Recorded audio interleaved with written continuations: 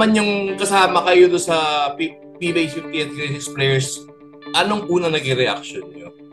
Oo, una sa lahat, hindi ako naniniwala. Bakit naman? Ang galing-galing mo. Hindi kasi, yung sa ang paniwala ko nga kasi kapag ikaw iniwan na, hindi ka na para balikan.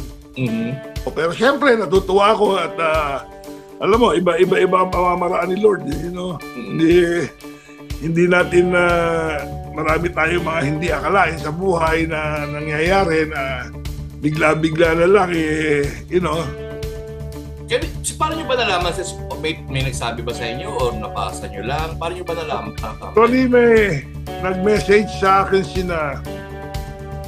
Atoy through her daughter, tapos yung si Mon, si Francis Arnaiz. Yun, nakausap ko si Commissioner. After ko makausap si Mon, nakausap ko si Commissioner. Si Willie, Commissioner Willie Marcial. So, di pa rin kayo paniwala? Ngayon naniniwala na ako.